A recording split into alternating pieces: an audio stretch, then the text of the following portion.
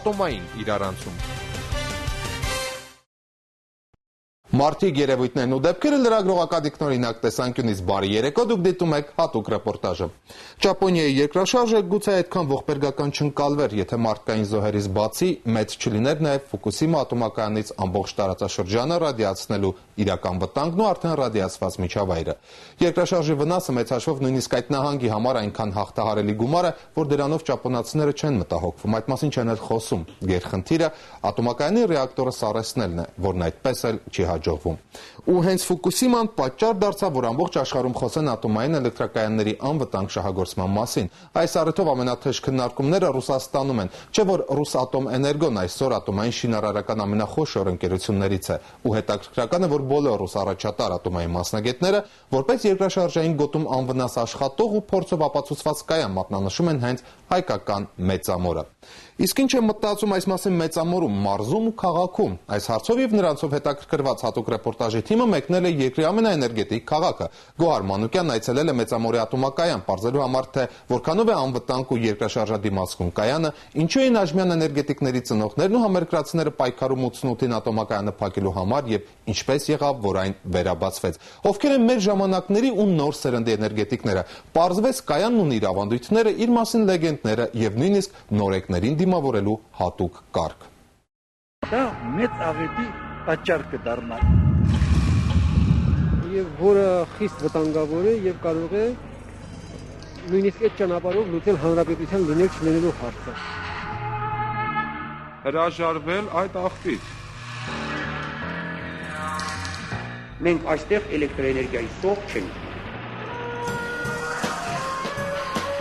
Հայաստանի ատոմակայանի կանաչ ընդդիմությունը հատկապես ակտիվացավ 88-ի երկրաշարժից հետո։ Հենց խորհրդային Հայաստանից հնչեցին առաջին էկո-քաղաքական հովերը։ 87-ի նոյեմբերին բնապահպանների թիրախումն Նաիրիտն էր։ Փոքր քիմիան մեծ հրեշ է կարգախոսով։ Մեկ տարի անց հրեշների ցուցակին ավելացրին երկրի ատոմային գիգանտին։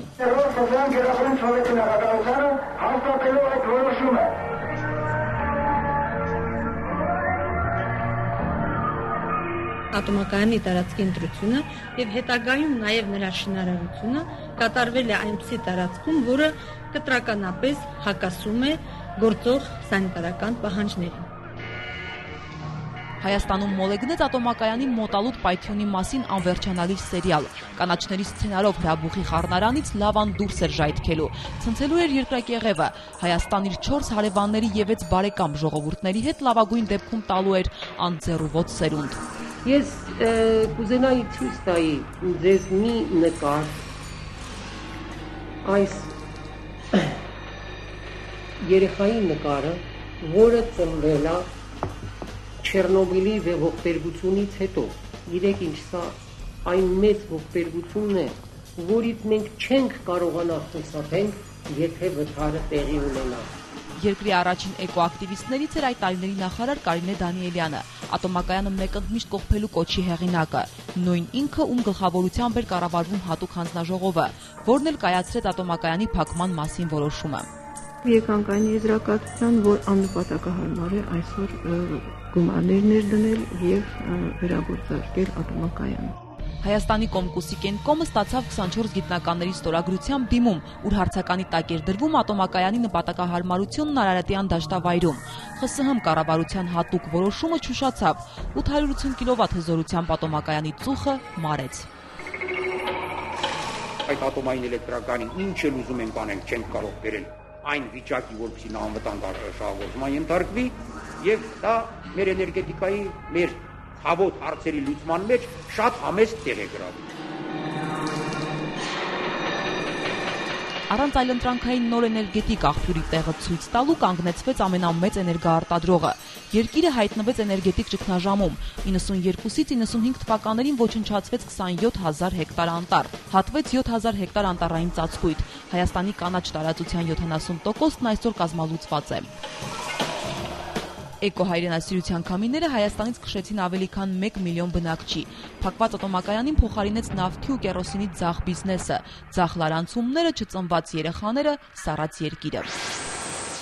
Հայաստանում կատարվեց աշխարհում նախադեպը չունեցող փաստ։ Ատոմակայանների պատմության մեջ առաջին անգամ ՀԱԵԿ-ը դարձավ 6 տարվա ընդմիջումից հետո առաջին վերաթողարկված կայանը։ 95-ին Գերագույն խորհուրդը կայացրեց ատոմակայանը գործարկելու մասին որոշում։ Մշակվեց ատոմակայանի թողարկման հայեցակարգ։ 407.5 մեգավատ հզորությամբ երկրորդ էներգաբլոկը միացավ էներգետիկ ցանցին։ Ամենածանր, ամենավատ տարիներն էին եւ այստեղ պերսոնալը, անձնակազմը շատ մեծ աշխատանք կատարեց այդ վատ պայմաններում,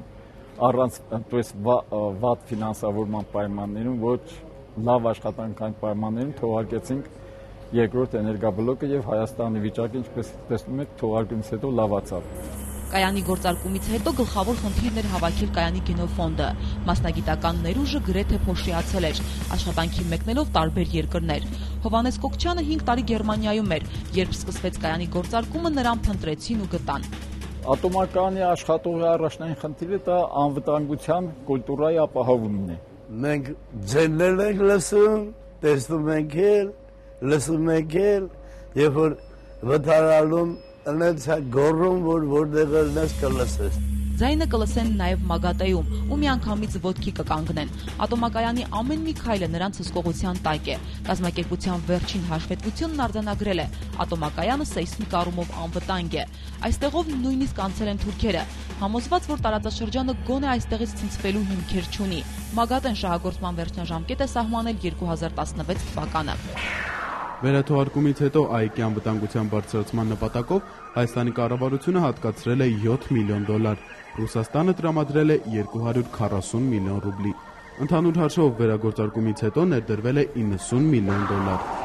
2003-ին ատոմակայանի ֆինանսական հոսքերը անցնում են ռուսական Ինտերրաո-ԵՍ ընկերության կառավարմանը, որի սեփականատերը Ռոսատոմ պետական կորպորացիան է։ 2008-ին ռուսները պայմանագրի ժամկետը երկարացրին ևս 5 տարով։ Մեծամորի ատոմակայանը յուրօրինակ պետություն է 1700 բնակչի համար։ Նրանց իրավունք պարտավորությունները վավերացված են մի առանձին սահմանադրությամբ, ինչը երբեք չի խախտվում։ Այստեղ լավ գիտեն, որ ցանկացած խախտում դուրս է զուտ աշխատանքային կարգապահության շրջանակից։ Հյուրին ցույց են տալիս իր տեղը, երբեք թույլ չեն տա եկվորին ձեռքը տանել իրենց պետության անվտանգության համակարգին։ Այս պրիբորը պլոմբած կարմիր բանի վրա փակ վիճակում, եթե հիմա հանենք ու սխմենք այս կնոպկեն, ամբողջ բլոկը կանգնի։ Այստեղ նախ ապագա ինժեներների վախերն են չեզոքացնում, պետության փոքր մոդելն է մակետը, ապագա էներգետիկներին վարժեցնում են ատոմակայանի վետերանները։ Ատոմակայանի սիրտը գտնվում է շենքի ներսում եւ դա ատոմային ռեակտորն է։ Սիրտն է ղեկավարում ՀԱԵԿ-ը, հատկապես այս սենյակում պետք է լռել, ոչ մի սխալ շարժում։ Ուսանողներին բացատրում են, որ ատոմակայանի սրտի աշխատանքը շնչառությունը հասկանալու համար միայն գիտելիքը բավարար չէ, պետք է սիրել այս օրգանիզմը նրան քեզ ենթարկելու համար։ Երբ որ նոր աշխատող է գալիս, մատ բերում ենք այս ձենը լսում է, սարքավորում է լսում է, հետո ասում ենք համաձայնես, որ համաձայնվի թե չէ աշխատելը։ Նորի ժամանակ ընդեք արդեն դնում ենք դուբլեր բանի, գնում են, սովորում են։ Լևիկ Գրիգորյանը ինստիտուտն ավարտելուն պես միանգամից գործուղվել է մեծամոր, ատոմակայանների մասին իր հետ բերել էր ընդամենը 1 տետր դասախոսություն։ Այդպես էլ չկարողացավ իր հարևան բարեկամներին բացատրել, թե ինչ է անում մեծամորում։ Մի անգամ պապիս գյուղում գնացի, ասեց ինչ ես աշխատում, ես այն ժամանակ ասեց մաշինից բշվի։ Ասի պապի, դե պրիբորներով բանով նայում ենք, որ մեր բանն չլն է, էլի, դե ինչ ասեմ, գյուղացի մեծ մարդուն։ Հետո մեր հարևան գալմերան հարցնում է, Լևան Երևանում ինչ աշխատում, ասում է Լևան պահակ է։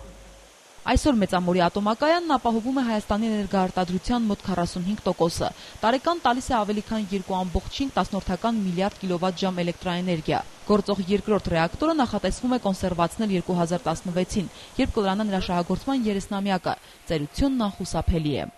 75 թվի մարտ ամսին էր, այս կռաններով մարդիկ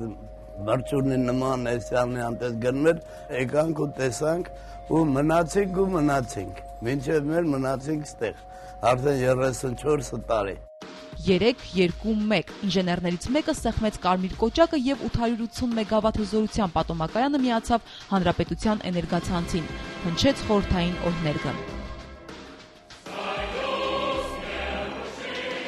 Մեծամորում այսօր զգուշությամբ են խոսում նոր էներգաբլոկի մասին։ Գլխավոր մտահոգությունը արդյոք նոր տեխնոլոգիաները չեն խժերի աշխատատեղերը։